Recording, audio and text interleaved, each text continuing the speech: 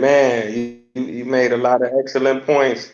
I just wanted to touch on one thing you said. I think that it's important is like cooperative economics. So, for example, in 2016, I co-founded a food co-op. So, for the viewers who may not know, a food co-op is like a grocery store, but it's community owned.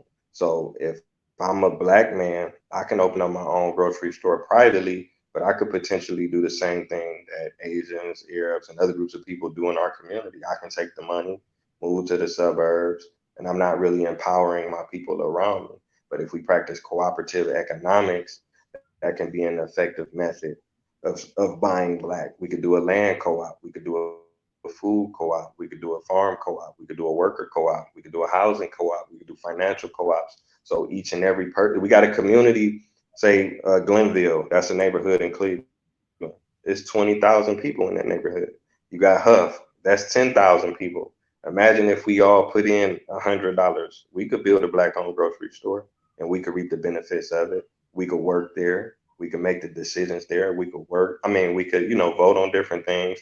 And like with the food cooperative that I founded, it's a lot of educational components. Because if I privately open a black-owned store, you just gonna buy your groceries and go home. But if it's a food co-op, we having classes on diabetes. We having classes on sickle cell and lupus and meditation and yoga and mental health, and different things like that. So I think that that would be very effective in helping our people, empowering each other as well. Yes, and that's what about. So I'm glad you bring it up because that's when in that principle, I think it's consciousness, it's consciousness, pride, solidarity, socialization, economics. So the black economics that I speak of is cooperative economics. So the black race first can't subscribe to capitalistic economics. So race first has to have a cooperative economics.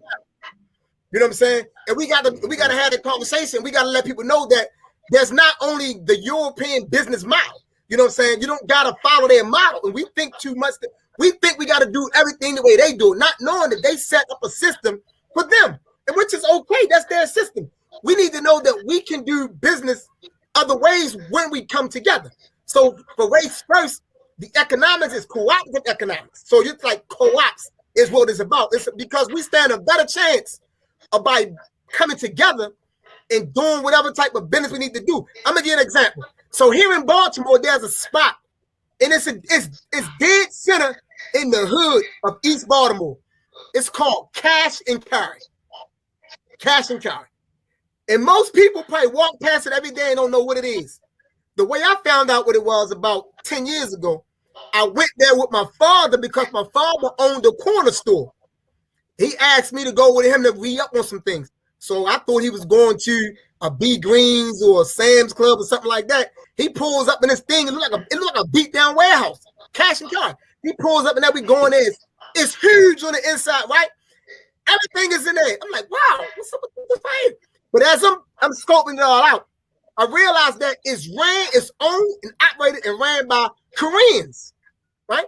So when we in line about the pay, I noticed that every Korean customer, when they got to the cashier, they didn't pay anything. They didn't give them a card.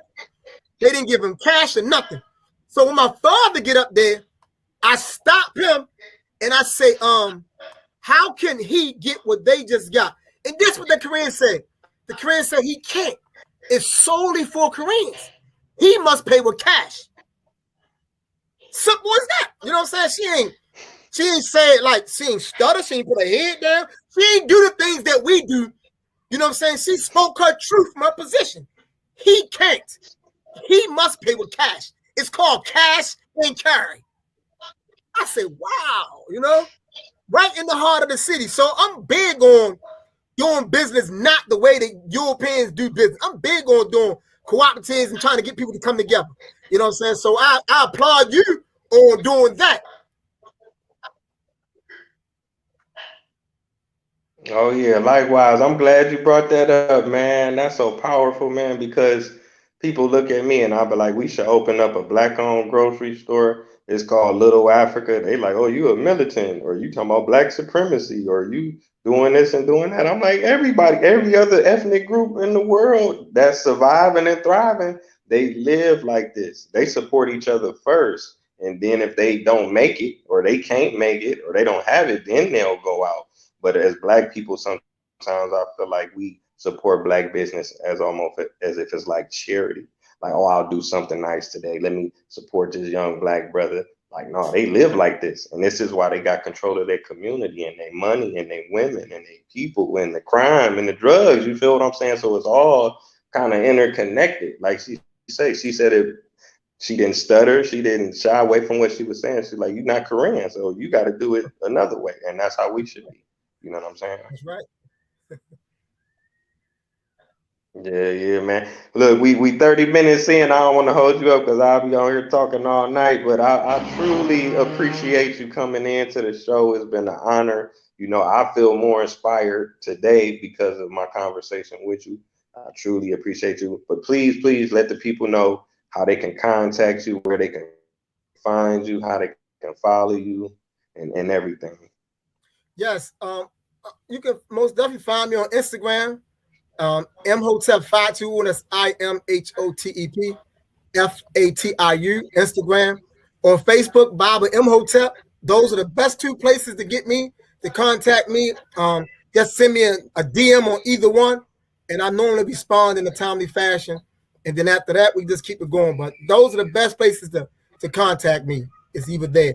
Or you can go to my website, plm95.org, plm95.org, and see some of the other things that we're doing, stuff like that. And if you want to purchase the book, you can reach out to me directly. I'm still selling the book. The book is a really, really great book. It's a great read. You can check out most of the reviews. It's all online from other individuals who have read the book, who find it to be a good book that helped them in many, many different ways. So most definitely, if you haven't purchased a copy of African Manhood in the 21st Century, please do. All right, all right. Thank you for tuning in, family.